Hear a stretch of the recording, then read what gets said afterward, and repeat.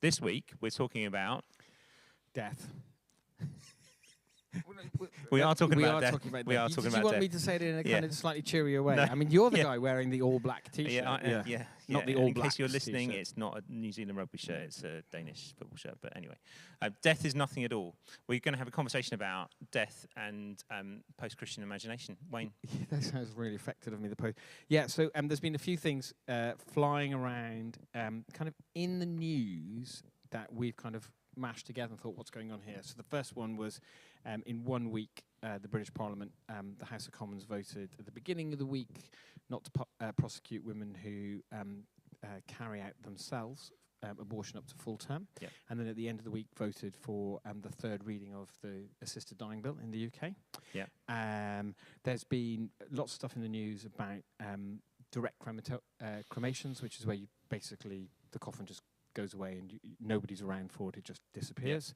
And funerals like coffins, and then also we've just had Glastonbury, which is the world's largest music festival, and even this morning, I mean, the first thing in my news feed is about the rappers Bob Vyland, but also a kneecap, and the language that was used by artists at Glastonbury about death to the IDF and calling for the IDF. Death to the IDF. And so we thought, what is it our culture understands about death, thinks about death, that means you kind of get this sort of, it's almost like a mishmash of tides that all seem to mean different things. So we thought we'd have a quick go at unpacking postmodernity and death. Yep. So if you're listening to this from a different culture, if you've moved here from another part of the world, we would probably want to point out that we live in a society where death is removed, it's sanitized, so very often people can get to a significant kind of age in adult life without actually seeing a dead body, and there's often that we don't have open caskets as some cultures do, so actually the function of death is sanitized and is largely pushed to the margins of society. Yeah. And it's particularly, I'm speaking as an Irishman, it's particularly sort of English-British thing. So like one of the biggest websites back home is RIP.ie. The Irish, we're very good at death. Yeah. And we're very good at the reality of death. Yeah. Probably not as good as we used to be, but it's really interesting coming from Ireland to England, how to describe it, how shockingly bad the English are at death. Yeah. Yeah, generally. So someone living in this country who has a Middle Eastern family, most likely if there's a death, they are on a plane that day, getting back to a funeral the next day, probably with an open casket the night before. So it's just worth noting that the way that we do death is very different. That said, there are some kind of bigger themes around how we engage with death as a result of it being sanitized. So one of the things that we recognize is that there's a kind of in an atheist worldview, there's definitely an attempt to make death meaningless. Yeah. So one of the things that we hear read at funerals is the poem "Death is Nothing at All," which was written after the First World War in an attempt to make the sheer kind of volume of deaths to be something that... but we missed the second half of it, which actually goes... it was written by a Church of England vicar, I think, wasn't it? And he was canon at St Paul's, and the second half of it actually goes into how closer to where you and I might understand it, and we lift that bit out. Yeah, so there's an attempt to suppress the power of death by making it feel less meaningful, and that's go on. So that's probably because of where our culture thinks meaning, if meaning exists, lies. Go on. Well, so postmodernity. I mean, there is nothing. There is all that matters is what we can see, what we can feel, what we can touch. So death is something that we kind of control or ignore. Jean-Paul Sartre said, life has no meaning. So therefore, if life has no meaning, therefore death definitely has no meaning. And so we live in this kind of culture where actually there isn't an agreed meaning to life. So why would there be a meaning to death?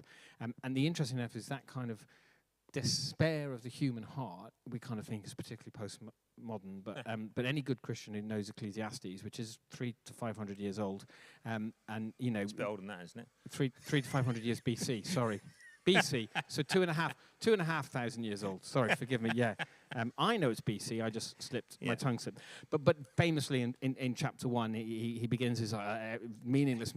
Everything's Yeah. meaningless. But actually, the term, the Hebrew word that is translated sometimes meaningless, sometimes appears 40 times in the book. So Ecclesiastes is post-modernity 2,500 years ago. Yeah. That actually there is no meaning. So if there is no meaning to life, well, therefore there is no meaning to death. So that's the first thing that our culture kind of believes about death. Yeah. But then there is a recognition that death is absolute. Yep. And that comes out in the rare moments where people have to face the proximity of death in their own personal lives, with loved ones. So although it is meaningless, actually when we face it up close, it's the end. And so then there's often a massive shock coming. We don't do death well in this country. We just make people administrate for the first couple of weeks afterwards. Yes. I think it's longer than a few weeks. Yeah. So we don't actually give space because it's meaningless. We don't give space for people to deal with the absolute nature of death, which is often something that people struggle with, and it has effects on people's mental health and well-being. But because it is absolute, we then invoke it when outraged. So death to the IDF, as the chant was, and there is this kind of still a desire to bring the absolute nature of death to the thing that offends us or we do not want anywhere near us. Yeah, and it is funny how So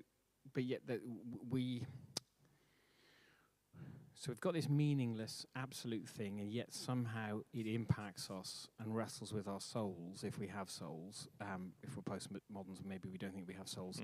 So a month and a bit ago, Wendy's lovely Anne passed away, and one of the surrealist things is we all had lunch in her house. She was a single lady. We all had lunch in her house. Before going to the funeral as the kind of the immediate family, and you're in a house that belongs to somebody else with all their stuff and all their pictures. And they're not there, and yet there's a sense of them being there. Yeah. And John Bandel, who's one of my favourite novelists, I think it was The Sea, listener, if I'm wrong, please send in and correct me, but in one of them he goes, I've come to realise that life is eternal and that we continue to live in the memories of our loved ones and then the memories of their kids. And then he stopped and went, but it's not eternal because at some point we just become an unnamed picture and photograph. And there is this sense that even though we try and say that death has no meaning, that it impacts us. Which then makes it unmentionable. Yep. So then we don't like to talk about it. So someone will say, how long is it since they passed? Which could be past wind. Yeah. And we come up with other ways of talking about it because we don't want to say the word died or death. Yeah. And people often, I notice that when I talk about death with my friends who are not Christians, it's almost as if that's a conversational black hole that you cannot go into because there is no way out of it, which of course is not what we think, but there's a fear about it. Interestingly, this is a massive tangent. It's not in my notes, but like I think it's so I don't think you can really talk about death. I don't think you can talk about sex either. Like it's like and there are these things, or taxes. So all the death, but there are these things, the things that really matter in life. Yeah. And if people are struggling with them or whatever, you can't really. It's very difficult because to have a real conversation. There's no way out of them. And there's no framework with which to understand. You can't say so anyway. Yeah. In a conversation about death, whereas if it's mortgages, you can. Yeah.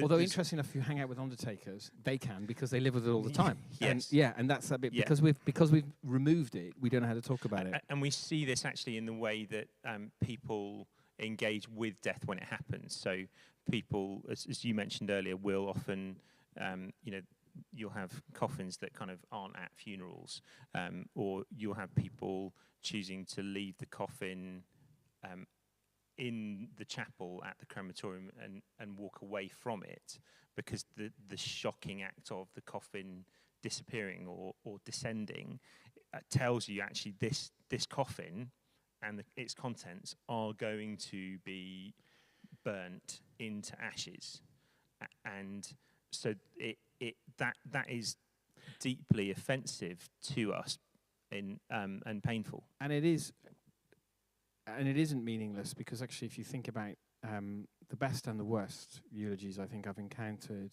are the ones where, at the same token, the person has been struggling to try and make sense of the life that was lived and the impact it had on everybody else. So I remember one amazing one where, this person was, they were just held up it was Christian, but they were held up in the light of the gospel and how they sought to follow Jesus all their life. And then another one where so somebody stood up and basically tried to explain. It felt like they were basically saying why they'd always fancied the deceased widow. I was sat there as a vicar going, this is a little bit weird. But you could basically see this person trying to process the impact that his best friend and his best friend's wife had upon him. And he'd been asked to do a eulogy, and he ended up talking about him and himself. But it wasn't selfish. It was he could not come to terms with the fact that this guy had been removed from his life. And it was just, so you get that. So death is meaningless, it's absolute, and it's unmentionable, which then means that it becomes a problem that we have to solve, because otherwise it just is going to keep swallowing us up, and we're not going to know what to do with it. So that's then why we get to things like assisted dying, and the need to reframe that conversation as a right, and the final act of personal autonomy. Yeah, and this is where actually we then begin to get into, I think, our culture now begins to really struggle with life and death. So with assisted dying, it's framed as a right, it's talked about personal autonomy, but the key concept that is used again and again and again by those who've been proposing it is dignity. Yeah. Dignity for the living in how they choose their death. And this idea that they must have a personal autonomy, and that dignity enables them to live a life well and then to die well. And dignity for those, for the next of kin, for those nearby, that they don't have to watch them suffer as well. But what that then does is, you just go back 4 days in Parliament, is it takes the personal autonomy thing and it gives it firmly to a pregnant woman. Yeah. And denies any dignity to the unborn child. Yeah. And doesn't wrestle with the concept of when does life begin, and how somebody who is vulnerable and has no choice, and actually somebody who is 41 weeks in a womb versus that same person who's 42 weeks outside of the womb is actually equally vulnerable and equally unable to make choices, but yet those two the in versus the out suddenly conveys a level of dignity upon them, and that's where we suddenly go, oh well, hold on a second, because this type of death is almost we're kind of commodifying it. We're saying it's not, it doesn't matter. We don't know. So philosophically, we've got a real problem around life at this point. Now, if this is your first time listening to Morty Vicar, you may not be familiar with the existence of certain friends that we have. So we have a friend called Augustine, who lived 1,500 years ago, who helps us in some of our thinking. We have another friend called Charles Taylor, who helps us with our thinking.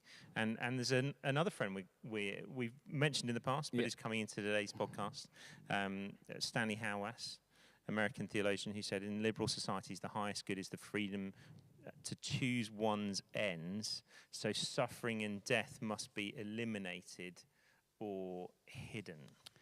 Yes. So that's one of the so critics of the and they are really good places, but critics of the way we care for the elderly in the West are that actually in healthier societies the elderly are cared for by their families. And whereas what we like to do is take the elderly and sort of put them all together somewhere else where we visit them at a time of our choosing and our convenience, and this idea that by removing them from our close proximity, we remove a reminder of our own mortality from us. Sounds a very harsh thing because actually there are times it is right that people need to go into care. So don't hear I'm not saying that, but actually that point that actually as a society, we and if you think about, like, if you look at the Oscars red carpet, nobody there looks like their age. Why? Because actually we don't like aging, and we don't like need to be reminded of our mortality. So it is a misappropriation to take a practice from another culture, so Inuit culture, of what's called walking off, where in the context of an absence of food and provision, the elderly will walk off into the snow, into the storm, in order to sacrifice themselves essentially for the good of the family unit. that's a society and a culture that understands suffering, and then essentially has And one that lives on the edge. and one that has its understanding of a form of assisted dying, in order to help society to function. Now, that is a very different thing to what's being framed in the assisted dying bill in the UK, which is about personal autonomy and the relationship between the living and the dead. Yeah. So, shall we do some theology? Yeah. So, Well, I mean, we've kind of been doing a bit of theology already. but kind of, I think, lying behind this is that if you have a society that no longer has a big story,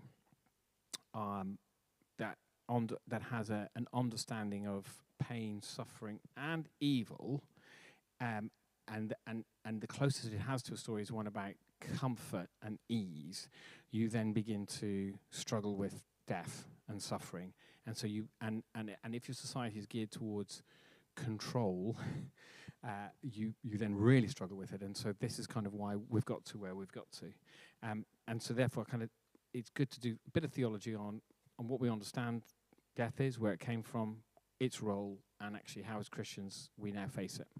Our next friend. Carl Barth. Yeah. An acquaintance of the podcast. An acquaintance of the podcast. Yeah. Might not be willing to make him an entire friend, but yeah. As in, I haven't got a problem with him. Like, no. What's your problem with Carl Barth? His books are too long. Massively long. Yeah. Anyway, so he had this to say, probably in a German accent. Yeah. Death is not, I'm not going to do my German accent. Yeah. Death is not part of God's good creation. It is an alien power overcome only in Jesus. Yes. So let's just say that one again. Death is not part of God's good creation. It is an alien power overcome only in Jesus. Yeah. He said Christ, but I prefer to say Jesus. And just in case you're worried, the alien power element is not aliens in the sense of, people who drive UFOs. It doesn't belong here. It doesn't belong here. Thank you, James. Yeah. It's not part of God's good creation. It is something through which he works, as we know. But it is not part of his good creation, and therefore it will not be a part of the new creation when he returns again to make all things. So we understand that entered in at the fall, Genesis 2. They're told, don't eat the fruit. When you eat it, you shall surely die. Yeah. And so death is a result of sin. It's not a natural good. Yeah. And then it becomes the lot of, for all have sinned and fallen short of the glory of God. Paul tells us as death entered through the first Adam. Yeah.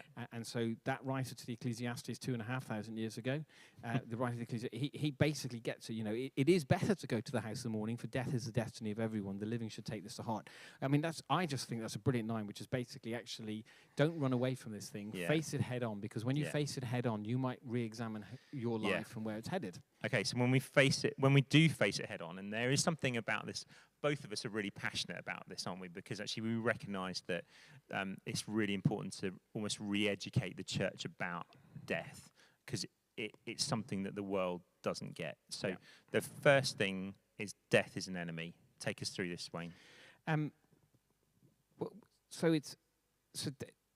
Paul, when he writes to the Corinthians, talks about the last enemy to be destroyed is death. That actually, with the fall, we basically, this spiritual battle, which was raging, kind of, we get dragged into. And Jesus is the way out of it, and Jesus defeats the enemy of death. And so death is that kind of, that final enemy, because it's the thing that removes us from God for all of eternity. And Keller said this beautiful thing in his book on pain and suffering, that actually the Christian story provides, it's the only story in which death is not the end. It's a defeated enemy whose sting is removed through love. And so this idea that Jesus, back to Karl Barth, Jesus, who is the judge, decides to be judged for us. He takes on death, which cannot hold him because he is life itself. It's like darkness trying to hold light, and he blows it open. Yeah. And so that's where the sting of death, it's a beautiful illustration Paul used, death, where is your sting, Paul says. And it's almost the sense that death still exists for the Christian, like a wasp flying around your garden, but the sting has been pulled from it. Yeah. Or the poison in the sting has been pulled from it. So that when the Christian experiences death, Tim Keller has this other beautiful thing, and he died a few years ago of pancreatic cancer. He says the only thing death can do to the Christian is make their life infinitely better. And actually, do Christians really believe that? The only Yeah. thing death can do to the Christian is make their life infinitely better. And there's another pastor in America, Matt Chandler, who was, I think, spiritually remarkably healed of like an Yeah. aggressive brain tumor that should have killed him. And he was in the midst of all of his treatment and all these people praying for him. And he said he was watching a video talking about it. And he said he was basically saying, "But God, my kids, and everything." And he said he just felt the Lord kind of say, "Do you trust me with your life, your death, and their life?" Yes. And he said in that moment he realized that actually he was hanging on to life because he didn't trust God. Yeah. And so that's... So, just circling back on a couple of things you said, Wayne, the Tim Keller book, Walking with God Through Pain and Suffering, is a long book, but it is a stunning book. And in the first section of it, he gives a really, really good explanation of why a Christian understanding of death is different to death in other religions. Yeah. So we've glossed over that, Yes. but it is a really, really good explanation and would thoroughly recommend it. So that's Tim Keller, Walking with God Through Pain and Suffering. I found it really helpful. We're not going to do justice to it in the time that we've got here, but do have a read of it. And then the other thing is Keanu Reeves, not a Christian, we think a Buddhist, asked by Stephen Colbert on a chat show, Stephen Colbert, a Roman Catholic, what happens when we die. Keanu Reeves says, "The people we love miss us." Brilliant line, and that is true. But what we're here to bring to today is that quote that you said about that it makes it infinitely Bono better. was asked the same question by Stephen Colbert, and he said, "We begin."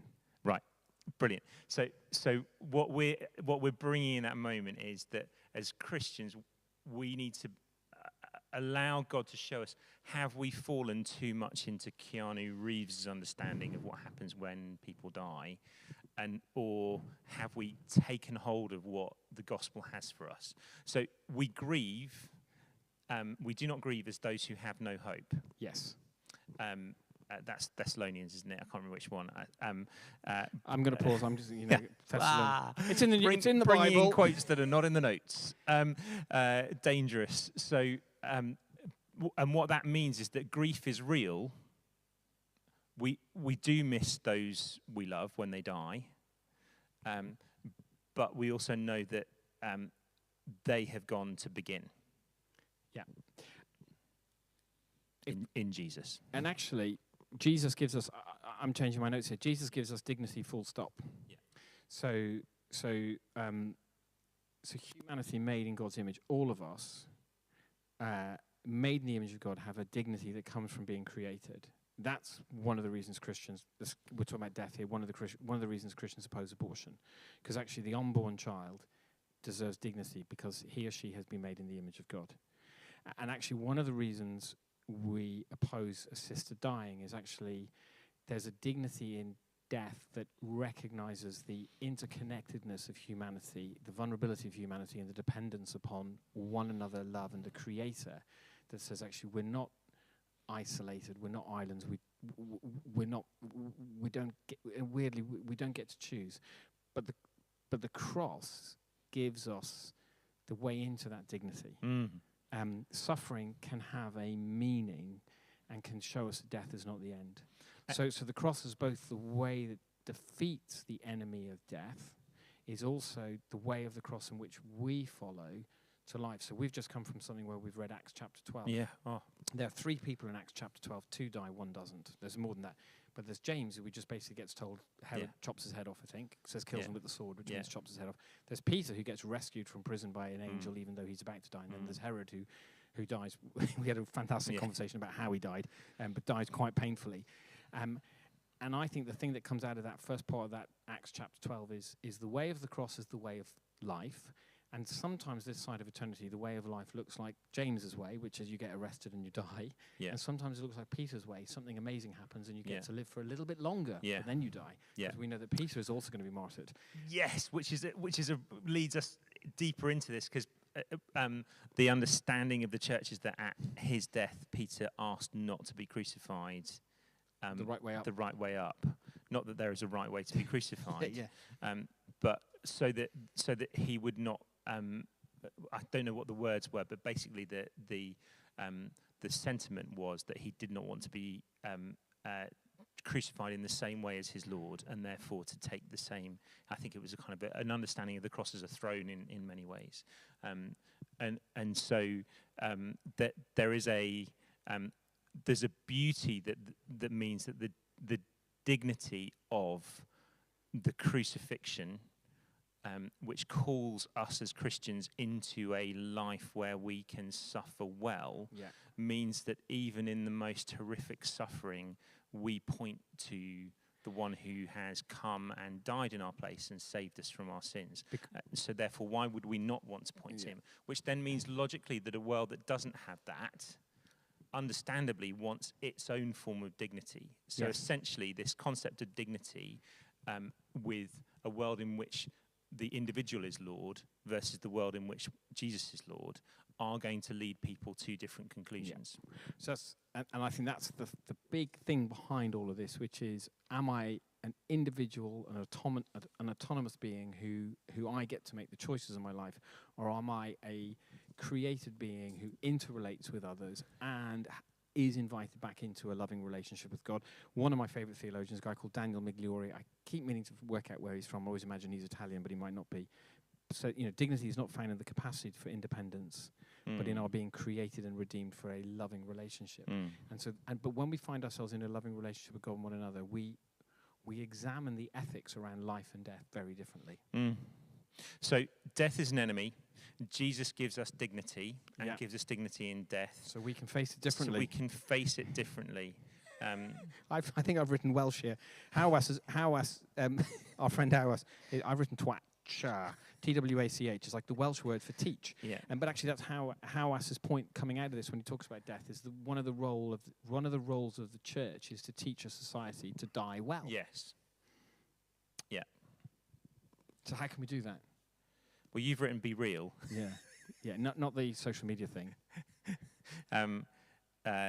So there is. It was really interesting having a conversation with a friend from a Catholic tradition who we were talking about suffering, and we were talking about suffering in our own personal lives, and it was a really beautiful moment for both of us actually, and he gently and lovingly pointed out that one of the weaknesses of evangelical theology is that the absence of suffering in its discipleship, and that within Catholic spirituality, the role of the Mass is there to help people understand the journey on a daily, weekly basis through suffering into life. And I thought, we need to be humble enough to recognise that there are weaknesses in each of our different spiritualities, and I was grateful for that. And so the invitation for us is not to think that God is there to help us feel better about ourselves and to help us to have a better life, but the invitation is to take up our crosses and follow Him, so that suffering this side of eternity as Christians is what we do. And interesting enough, in suffering with one another and with Jesus, He remakes us. It's a key part of our sanctification process. And quite often I think I'm guilty of looking at other people's lives just in a moment and going, oh, well, their life's all right, or their life's a mess. And actually that's kind of when we take a snapshot of someone's life, whereas if you look at the sweep of a life, you can see that actually people who've suffered well grow in becoming like Jesus and grow in love. So we're having one of the roofs of churches, a flat roof at church replaced them. And if you looked at it last week, you would have thought it was all right. If you look at it now, it's full of holes and it's a mess. And if you look at it next week, it'll look even better than all right. And actually, suffering plays a role this side of eternity to remake us, to shape us, and to restore us back to how God wants us to be. So as Christians, death isn't something that we can delay and then suddenly we have to face it in a bit of last-minute revision. It becomes part of our discipleship that we die to ourselves. So John Stott says, in Jesus we can look death in the face and know in Him that it's not our end but our new beginning. So we're learning that death leads to life in this life. As we die to ourselves, Christ becomes more vivid in our own lives.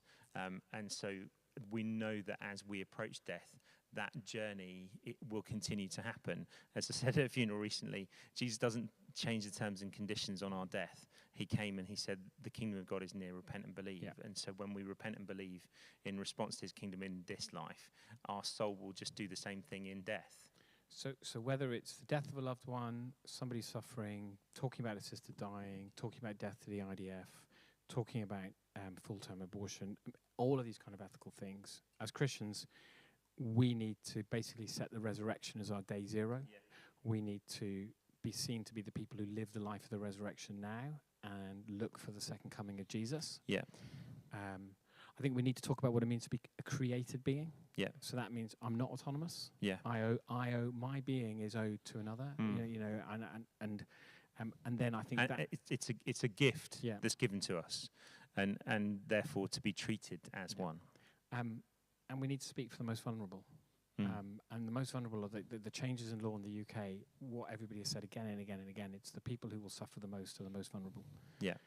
So the people who will, there's people who are disabled who are really, really scared about a sister dying, but also the poor actually are really, really scared about it. Yeah. And obviously the unborn child doesn't get to speak. Yeah. And we're invited to pray, to bless our enemies and those who persecute us, and to pray for the kingdoms of this world to come to know Jesus, the way, the truth, and the life. And so actually I would encourage us, as we think about what it means to speak into these situations, to pray for those who are actually of the mind that this is okay. That there are movers and shakers in this world who think, actually, yeah, it's okay for full-term abortion to happen. It's okay for people to just walk into a clinic and elect that they can die. It's okay to shout death to the IDF. We as Christians, we want to both be speaking out against that, but also be praying for people who think that way to come to know the kingdom of God. Do you want to end with the final quote from our friend Stanley? No, you end with it. You dug it up. Hawass has this to say, and it's a hard thing for non-Christians to hear, but Paul says the God of this age has blinded the minds of the unbelievers. Hawass says this: only the Christian knows how to die because of Jesus, and therefore only the Christian truly knows how to live.